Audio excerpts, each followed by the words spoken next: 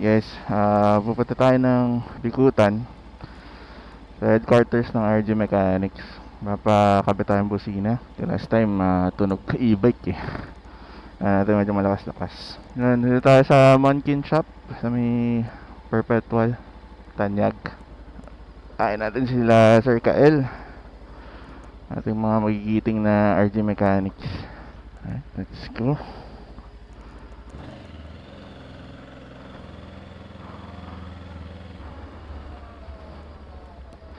Ayun nga guys, no? So ang hina kasi ng busina nung kwento yung unit ko lang. Kasi yung scooter ko naman okay naman. Sa iba namang unit okay naman daw yung busina kahit stock. Kasi syempre, since medyo malaki motor natin, kailangan din natin ng medyo mas malakas na busina, diba? Sayang nga kasi hindi pa ako magpapakabit ng ilaw. Hindi ko pa naman siya kailangan technically. So, kaya hindi mo na ako nagpakabit. Kasi kailangan muna natin na medyo marami tayong gastos lately. Galing kami travel ni Macy's. Tapos marami tayong pinaggamitan. So ayun, pero ang priority lang talaga dito muna is yan, yung busina. Wala pa tayong top box. So yun, top box din kasi minsan medyo hirap pag walang makaragahan, walang malagyan ng helmet, diba? Imbis na iwan sa parking. Pero kailangan namin ng top box syempre. Ano, kung mabala kami mag north loop sometime.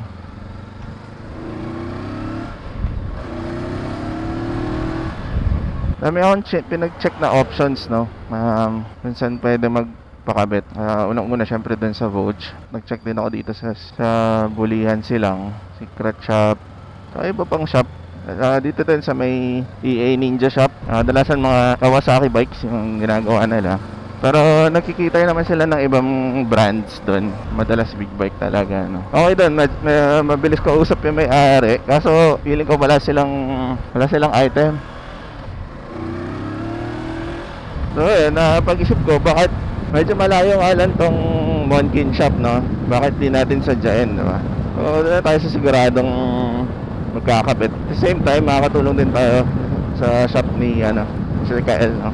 Tagal na yung shop na yun, more than 5 years na ata. Medyo mainit ngayon guys, mga kapwa-riders natin dyan ngayong summer. Baka tayong tubig. Inom tayo ng tubig para hindi tayo ma-dehydrate. Speaking of, wala pa nga akong kain. Ayun, so update ko muna kayo pag medyo malapit na tayo doon. Dito na tayo sa kakalagpas lang ng SLEX. Ay, ng Rotonda papunta ka SLEX. Mamaya kwento ko sa inyo kung ano yung experience ko dito sa motor. Ano kasi guys, no? Tagal na natin din pangarap magkaroon ng motor or kahit makapag-motor man lang sa highway, sa expressway.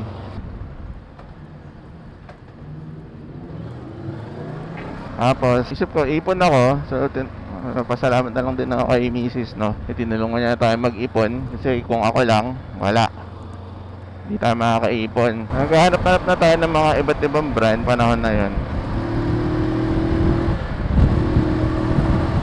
Noong una, sports bike syempre. Pero nung pinatagalan, sabi ko parang utility wise, no? Parang mas okay ang ganito, adventure bike.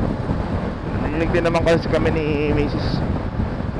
sa adventure. So why not? Ano na lang, adventure bike na lang, no?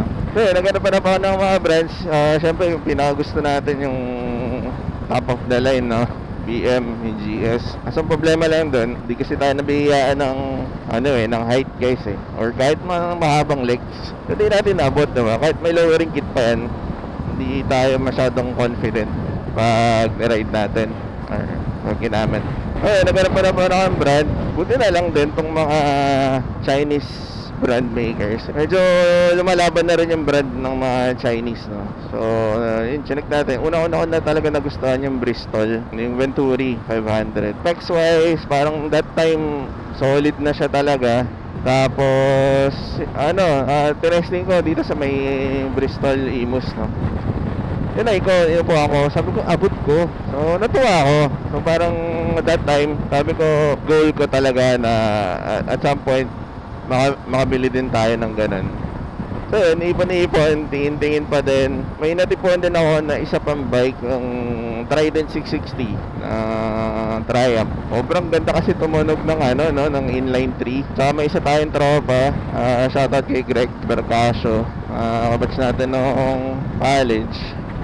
Ito, naka-Trident siya. So, tanong-tanong ako sa kanya kung anong feedback, okay ba yung motor. Siyempre, British bike yun. Sabi niya, solid naman daw. Mataas pero naisip ko yung Venturi, nasa 800 plus din yan 820, 803. So, sabi ko, posibleng abot ko din pala.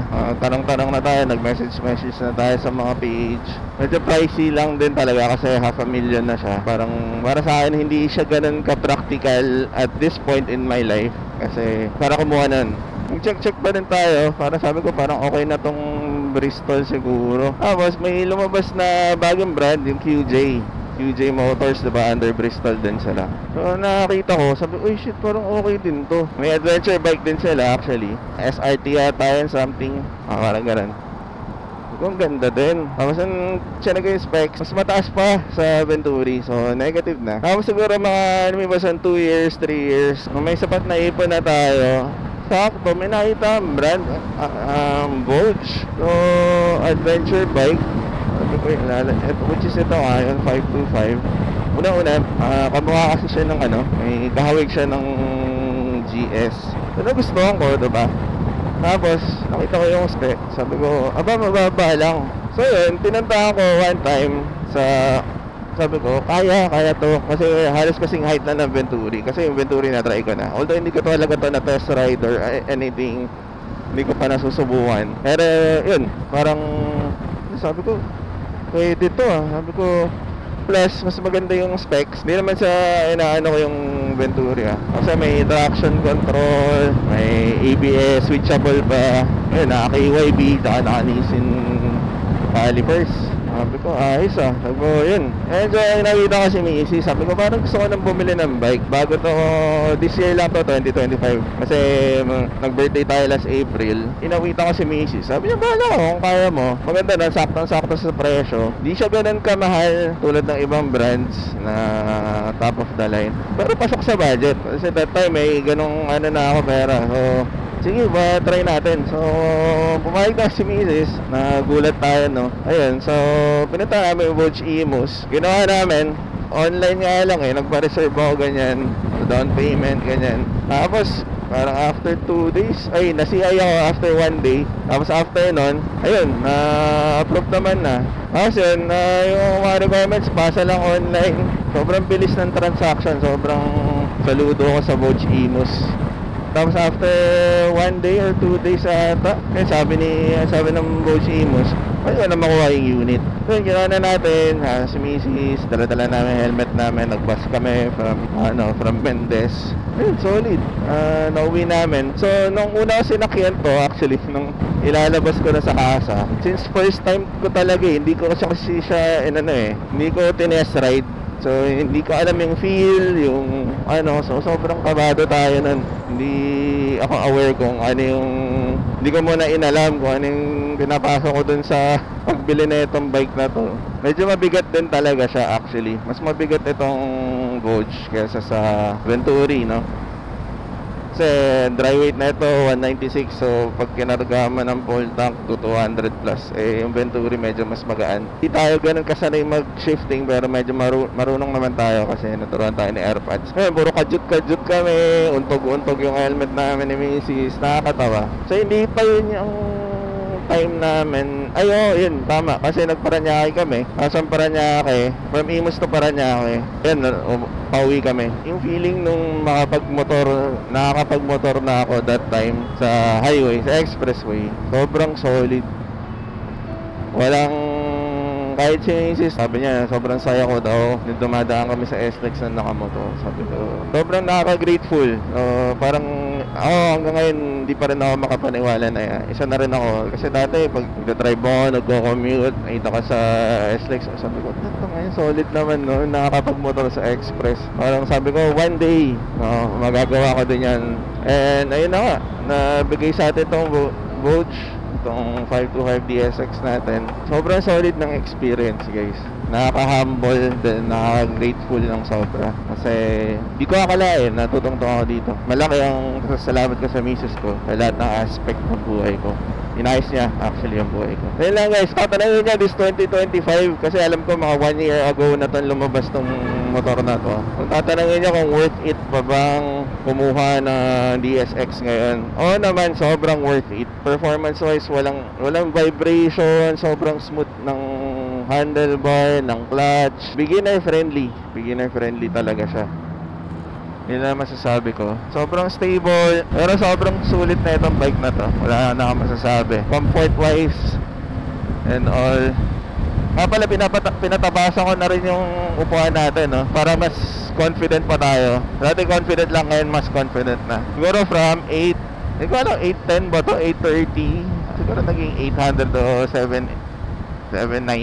Ganun na lang yung seat height niya. So, solid na. Confident na tayo. Kasi minsan pag traffic, parang baka-baka, hindi mo matukod yung pama, diba? Mahulog. Ilan, balita ko na lang kayo pag malapit na tayo dun kay, Tamankin Shop. Kasi hindi ko maalala yung lugar. So, sa Perpetual Village yun. Lampas ng Walter. Alam mo yung struggle ko guys dito sa motor na to. Pag lumampas ka, kailangan mag-U-turn, diba? Lalo na pag masikip yung daan. Okay lang yung malawak kaya yun. Pero pag masikip yung daan, sobrang hirap i-U-turn nito guys. Parang, gagana mo. Siyempre ang hassle naman kung bababa ka pa ng motor, diba? Para lang i-atras mo siya. Medyo mabigat kasi siya pag ina-atras. Pero pag okay naman yung kalsada, walang problema yung U-turn, kayang-kaya. Siguro kasi yung turning radius din niya. Nasanay tayo sa scooter na malaki yung turning radius.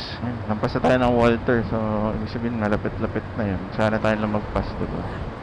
So, nung everyday, hindi ko naman everyday, nung kaka-ride ko na ito, kakagamit ko, parang naging confident na rin ako, no? Parang connected na kami ng motor. Kasi, hindi na ako kinakabahan. Mas relax na. Mas madali na lang. Papasok na tayo. Perpetual Village. Dito lang yun.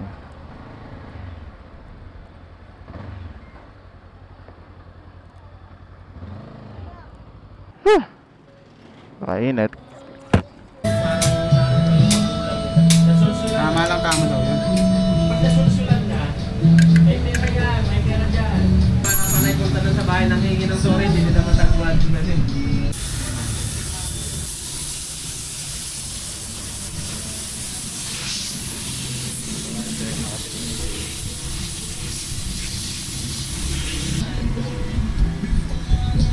Video ang kay shop mo.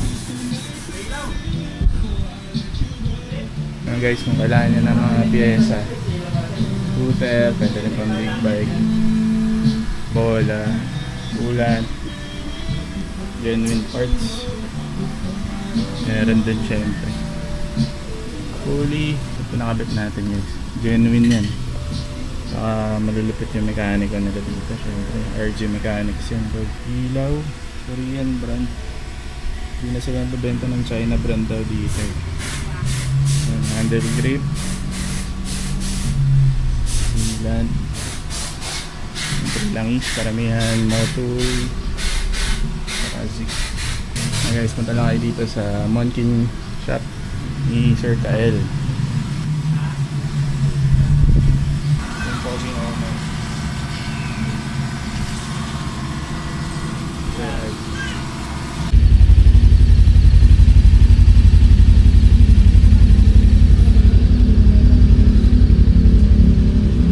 Thank you. Yeah. Thank you. Thank you, friend. Lumagatok yan eh. Yan For the vlog. Uwi ka na yan. Lahat. Bye-bye.